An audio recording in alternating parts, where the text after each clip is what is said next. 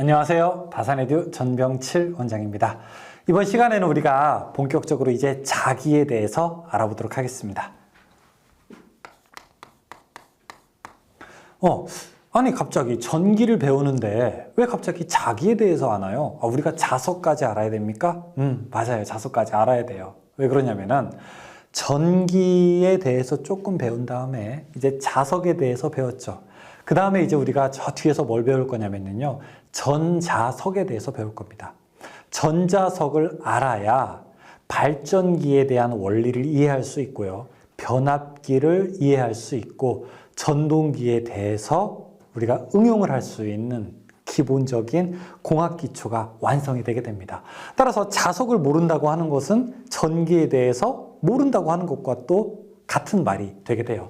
그래서 여러분 기사 가시게 되면은 전자기학이라고 하는 게 있는데 그것이 바로 전기자기학이라고 하는 거예요. 자기에 대한 내용을 모르면은 전기에 대한 내용을 알더라도 전자석을 이해할 수 없기 때문에 별로 할 수 있는 일이 많지가 않습니다.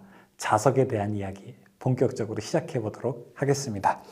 자석의 자기작용에 대해서 한번 알아볼게요. 여러분들 자석이라고 하게 되면 흔히 쇠를 끌어당기는 바로 그런 능력을 가진 그런 물질을 우리가 바로 자석이라고 이야기를 하게 되죠. 그래서 몇 가지 정의가 되어 있네요. 그렇죠? 자기, 마그네티즘이라고 하는 것은 무엇이냐? 쇠를 끌어당기는 성질의 근원, 자석, 그런 자기를 띠고 있는 물체라고 해서 마그네트라고 하죠.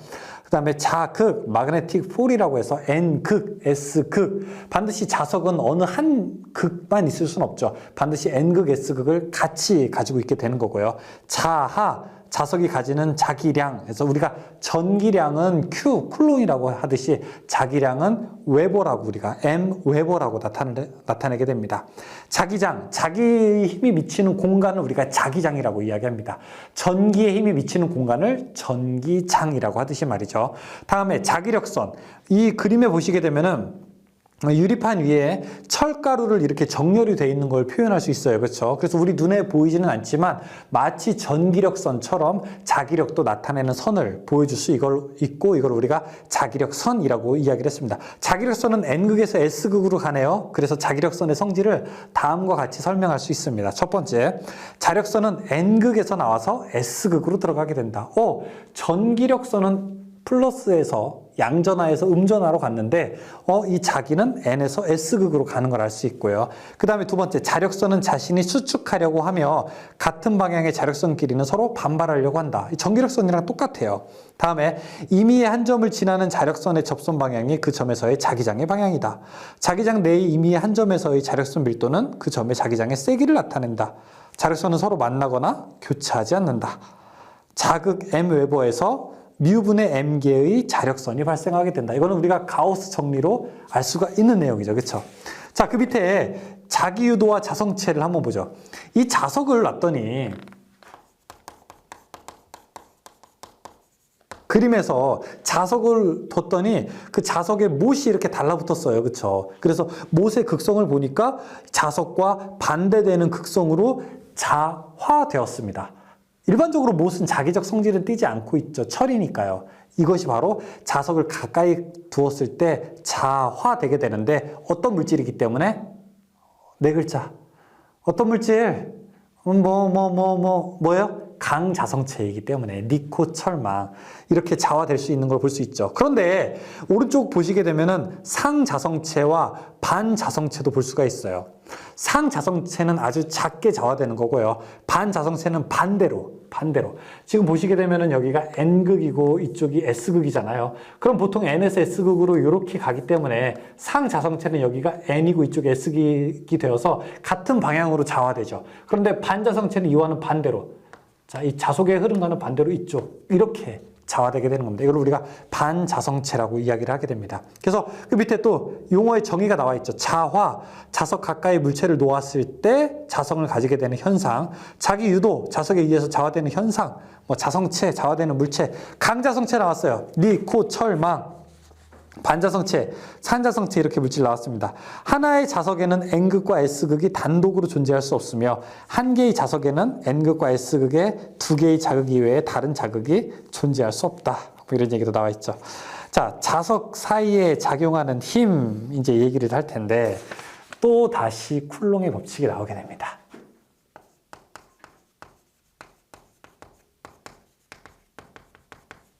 쿨롱의 법칙.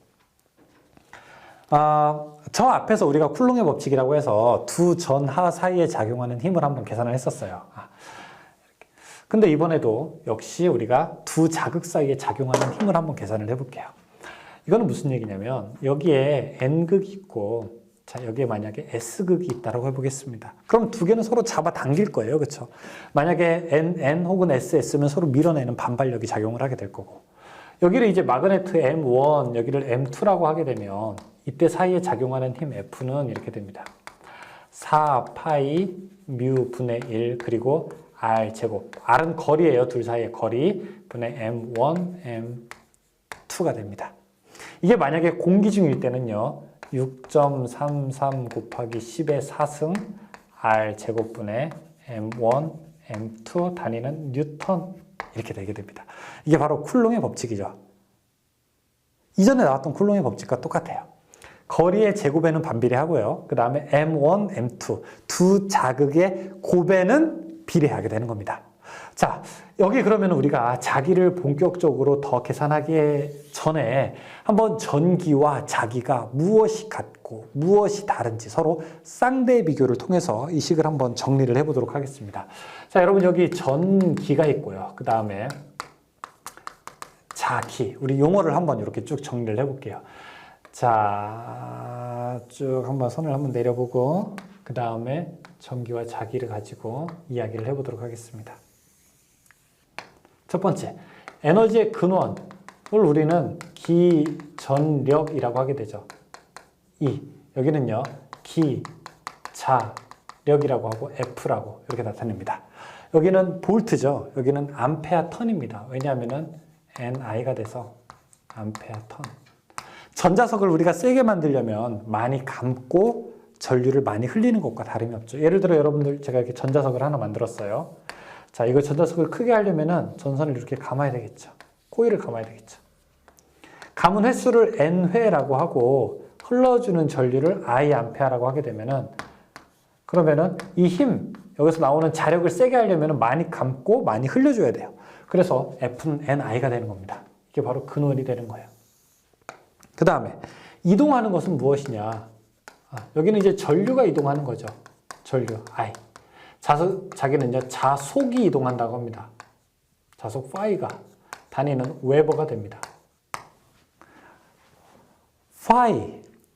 파이가 아니에요. 이거는 우리가 보통 파이라고 읽고요. 이거는 우리가 파, 약간 히읗 받침입니다. 파이, 자속 파이, 웨버. 그 다음에 흐름을 방해하는 것을 무엇이라고 하느냐? 방해하는 거. 이거는 전기 저항이죠. R. 저항이라고 하죠, 우리가. R. 이거는요, 자기 저항이라고 합니다. 암페어 턴 퍼 웨버가 돼요. 암페어 턴 퍼 웨버. 이것도 R이라고 합니다. 똑같이. 암페어 턴 퍼 웨버. 자기 저항의 단위가 뭐냐? 자기 저항의 단위가 뭐냐? 많이 나와요. 암페어 턴 퍼 웨버. 자기는 아트야. 자기는 아트야.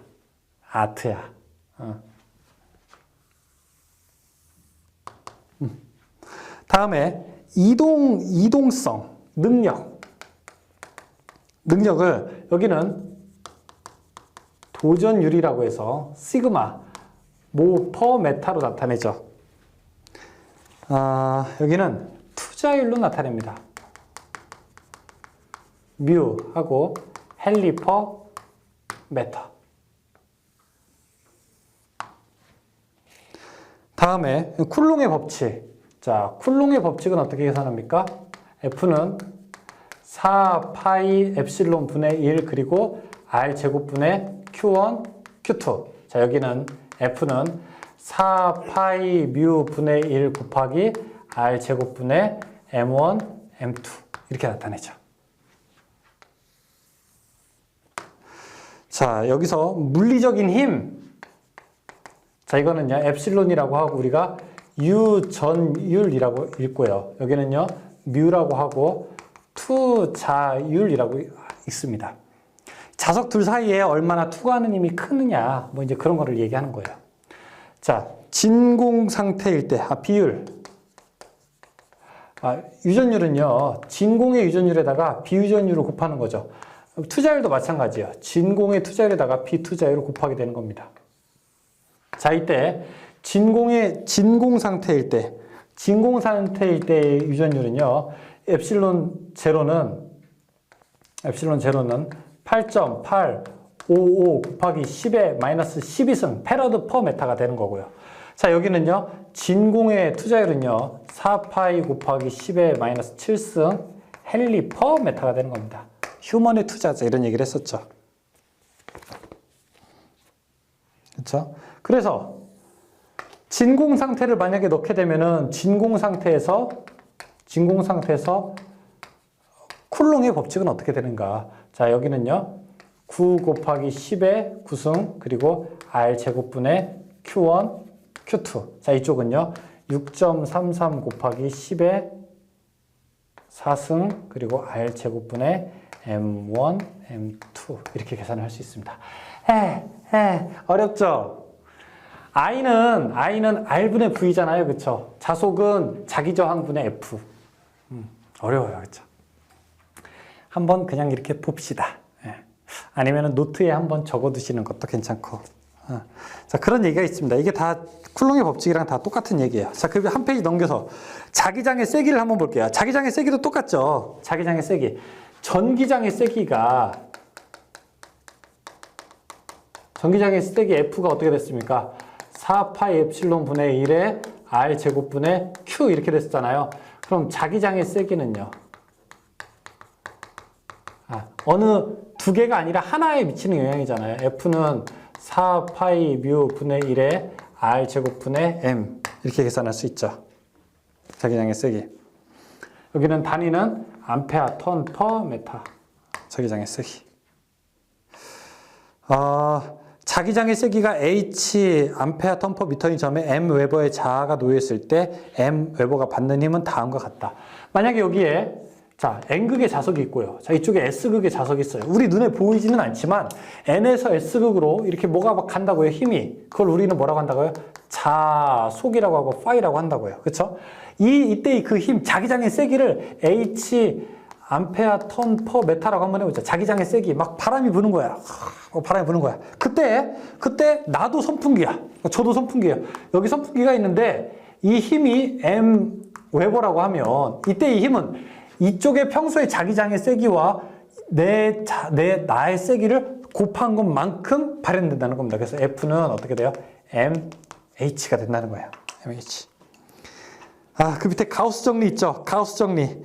가우스 정리에서도 마찬가지로 전기장의 세기였을 때 가우스 정리 N은 전기량을 뭘로 나눴어요? 유전율로 나누면 됐고, 만약에 진공 상태일 때는요, 입실론 제로로 나누면 됐었는데, 자기장에서도 똑같아요. N은 자극을 뭘로 나눠요? 투자율로 나누면 되고요. 진공일 때는 진공의 투자율로 나누게 되면 되는 겁니다. 진공의 투자율. 자속과 자속 밀도. 그래서 우리가 자속 밀도라고 하는 것이 나오게 되는데, 이게 이제 자속이잖아요. 자속은 세기는 자속이 몇 가닥이냐, 뭐 얼마큼 있느냐, 이거는 어떻게 보면은 별로 중요하지 않을 수 있어요. 보다 정확하게 하면은 자속 밀도가 더 중요해요. 우리가 인구 같은 게 중요하기는 하죠. 그런데 인구 밀도도 더 중요하게 되죠. 계획할 때. 인구 밀도가 많냐. 그러니까 면적의 면적당 인구가 얼마나 있느냐. 그 인구 밀도가 더 중요하게 되는 거예요. 자속 밀도라고 하는 거는요. 이거는 어떤 면적분에 자속이 얼마나 만큼 있느냐. 웨버 퍼 제곱미터를 자속 밀도라고 이야기하게 됩니다. 결국 자속 밀도가 높다는 얘기는요, 자속이 많다는 얘기죠. 그렇죠? 자속 밀도가 높다는 얘기는 자석의 세기가 세다는 얘기죠. 그래서 우리가 자석의 세기를 세게 하라, 자속을 많이 해라, 뭐 이런 말보다는 앞으로는 자속 밀도를 높게 해라. 자속 밀도가 높아야 된다. 자속 밀도가 높아야 전기장의 세기가 세진다. 뭐 이런 얘기를 우리가 앞으로 할 수 있게 되는 겁니다. 그래서 자속 밀도는 또 어떻게 계산하게 되느냐. 그래서 P는 뮤 H 투자율에다가 자기장의 세기를 곱하게 되면은 그러면 자속 밀도가 된다. 이 투자율이라고 하는 거는 뭐와 뭐의 곱이에요? 진공의 투자율과 비투자율의 곱으로 이렇게 나타낼 수 있게 되는 거죠. 어렵죠? 저도 알아요. 어렵습니다. 여러분이 한 달, 두 달 만에 공부하는 이만큼의 분량이 깊이는 그만큼은 아니지만 대학교 3년 동안 배우는 것과 다름이 없습니다. 전기 자기학 같은 거는요, 4년제 대학교 2학년 됐을 때나 배우는 겁니다. 2학년 됐을 때나 배우는 겁니다. 고등학생 되게 되면 이 정도 심화 가려면은 몇 학기 정도 더 들어야 되는 거죠. 그러니까 여러분께서 만약에 전기적으로 공부를 한 번도 안 했는데 내용을 이렇게 빨리 안다는 거는 결코 지금 몇 번째요? 뭐 한 11번째 시간인가요?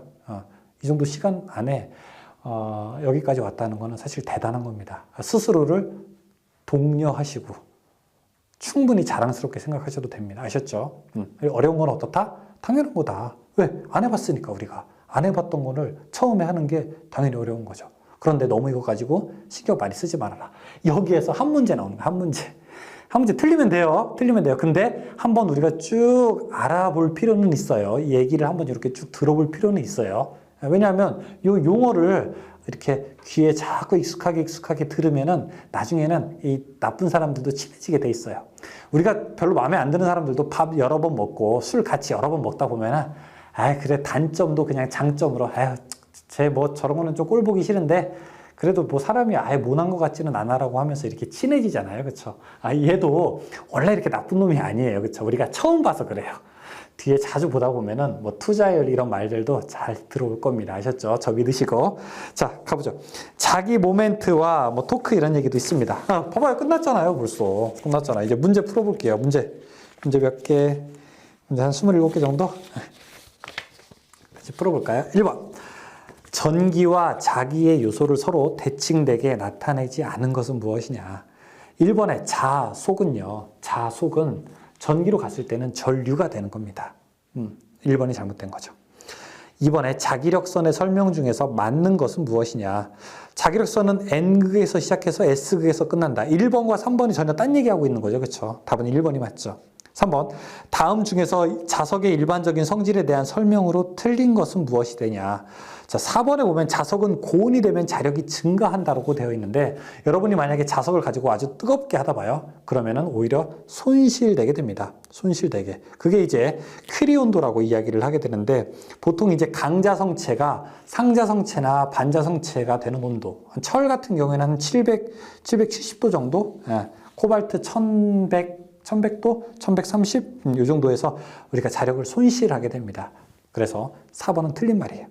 4번에 영구자석의 재료로 사용되는 철에 요구되는 사항으로 다음 중 가장 적절한 것은. 자, 용어도 이것도 뒤에 우리가 직육에서 다시 한번 다룰 거예요. 자석을 만들 때 강하게 외부에서 자기장을 걸어줘야 되거든요. 그리고 자기장을 빼도 이 자기장을 계속 간직하고 있어야 됩니다. 잔류자속이라고 하는데 잔류자속이 커야 돼요. 잔류자기가 커야 돼요. 그러니까 잔류 자속 밀도가 커야 되고 보자력이라고 하는 것도 커야 됩니다. 3번입니다. 3번. 5번 영구자석의 재료로서 적당한 것은 잔류자기랑 보자력이 모두 커야 된다. 6번 공기 중에서 m 웨버로부터 나오는 자력선의 총 수는 어떻게 되는가? m 웨버로부터 공기 중이라고 했으니까 진공 공기 이 상태를 뜻해야 되죠. 우리가 3번입니다. 3번. 7번 공기 중에서 1웨버의 자극에서 나오는 자력선의 수는 어떻게 되는가 물어보겠습니다. 7번에 자 1웨버라고 했으니까 1 나누기 공기 중에서 투자율은 얼마예요? 공기 중 4파이 곱하기 10의 마이너스 7승 이렇게 계산하면 되겠네요. 그렇죠? 그럼 7.958 곱하기 10의 5승 이렇게 되겠네요. 답 2번이죠. 8번에 반자성체의 물질의 특색을 나타낸 것은 무엇이냐. 반자성체인 경우에는요. 비투자율이 1보다 더 작게 됩니다. 작게 돼요. 그러니까 투자율이 0보다 더 작은 거죠. 답은 4번입니다. 9번 물질에 따라서 자석에 반발하는 물질을 무엇이라냐. 반대로 작용하는 거. 아까 뭐라고 했어요? 반자성체죠. 3번 다음 물질 중에서 반자성체는 무엇이라고 하게 되는가. 반자성체 여러 가지 예가 나와 있죠. 물, 수, 에탄올, 비스무트, 구리, 금, 은. 1번에 구리. 11번 다음 중 강자성체가 아닌 것은. 강자성체 우리가 알고 있죠. 뭐예요? 네 글자 니, 코, 철, 망 아닌 거. 3번 매끔. 12번 자극 가까이에 물체를 두었을 때 자화되는 물체와 자석이 그림과 같은 방향으로 자화되는 자성체 반대로 되는 거잖아요. 그렇죠? 지금 여러분 이게 반대로 되는 겁니다. 여기에 N극이 있고 이쪽에 S극이 있으면은 NS가 돼야 되는 게 자석이 정상적이에요. 근데 야 한번 싸우자라고 해서 반대로 덤비는 거잖아요. 그렇죠? 이건 반자성체죠. 2번. 13번 자기 회로에 강자성체를 사용하는 이유는 우리가 일반적으로 변압기라든지 아니면은 전자석을 만들 때 강자성체 니코철망에다가 구리전선을 감아서 전자석을 만든다고요. 그렇죠? 왜 그렇게 하게 되는 거죠? 자기 저항을 줄이려고. 자석을 더 잘 통과하게 하기 위해서. 1번이죠. 14번 다음 설명 중에서 옳은 것은 무엇이냐? 밑에 해설 보게 되는데 여러분 이것도 조금 그냥 넘기셔도 됩니다. 상자성체는 자화율이 0보다 크고 반자성체는 자화율이 0보다 작다. 15번 투자율의 단위는 무엇이냐? 우리가 누구한테 투자하는 거예요? 휴먼, HM, 답 4번. 16번 진공의 투자율은 얼마큼 되는가? 진공의 투자율 4파이 곱하기 10-7승. 17번 코일의 자체 인덕턴스는 어느 것에 따라 변화하게 되는가 물어보고 있습니다. 투자율에 따라서 변화하게 된다. 또 그냥 일단 기억하십시오. 뒤에 또 쭉 가야 됩니다. 18번 진공 중에 두 자극 M1, M2를 R미터의 거리에 놓았을 때 작용하는 힘으로 옳은 것은 무엇이냐? 자, 진공 상태일 때 어디 있죠?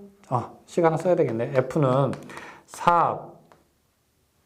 4파이 뮤인데 진공이니까 뮤제로 분해. 그 다음에 R 제곱분의 M1, M2 이렇게 놔야 되겠네요. 18번. 19번 두 개의 자극 사이에 작용하는 힘의 세기는 무엇에 반비례하는가? 거리의 제곱에 반비례죠. 거리의 제곱에.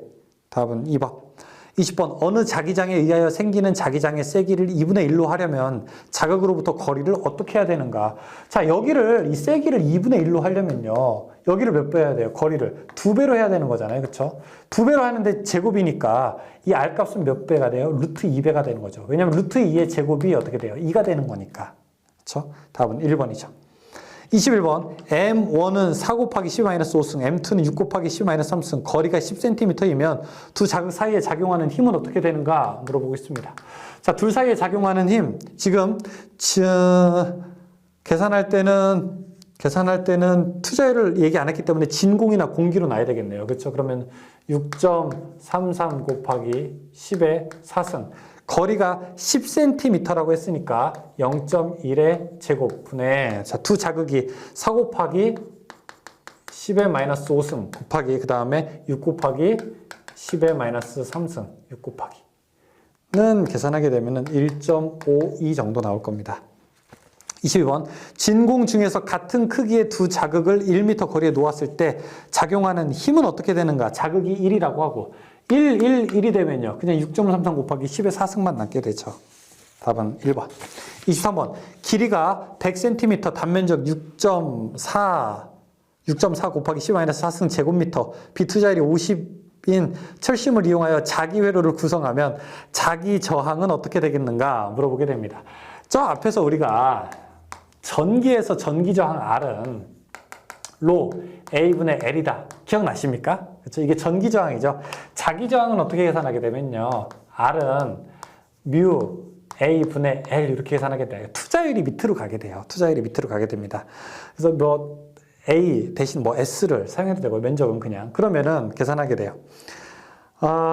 이 얘기는 진공의 투자율이랑 비투자율을 곱해서 A분의 L이 되니까 진공의 투자율은 그냥 보십시오. 4파이 곱하기 10의 -7승 곱하기 비투자율이 얼마라고 했냐면은 50 곱하기 면적이 6.4 곱하기 10의 -4승 6.4 곱하기 10의 -4승 분의 길이는 어떻게 되느냐? 길이가 100cm 1m죠. 그렇죠? 1 계산하게 됩니다. 2.5 곱하기 10의 7승 그냥 보십시오. 자주 나오지는 않아요. 24번 자기장의 세기에 대한 설명으로 잘못된 것은 무엇이냐? 24번에 자석 밀도 B는 뮤 H가 됩니다. 자기장의 세기 H는 어떻게 돼요? 자석 밀도를 투자율로 나눈 것과 같죠. 그런데 이번에 자석 밀도의 투자율을 곱한 것과 같다? 잘못된 겁니다. 25번 공기 중에 자기장의 세기 20A 턴퍼미터인 곳에 8 곱하기 10의 -3승 웨버의 자극을 놓으면 작용하는 힘은 어떻게 되는가? 25번에 힘 F는 MH 두 개를 곱하면 된다고 했었죠. 그러면은 8 곱하기 10의 -3승 곱하기 20 하게 되면은 0.16 답은 1번. 26번 진공 중에서 8파이 웨버의 자하로부터 발산되는 총 자력선의 수는 어떻게 되는가 물어보겠습니다. 가우스의 정리죠. 이거는 자극을 진공의 투자율로 나누게 되면 됐는데 지금 8파이래요. 8파이 웨버고 이게 4 곱하기 10의 마이너스 7승이니까 그러면은 4파이 곱하기죠.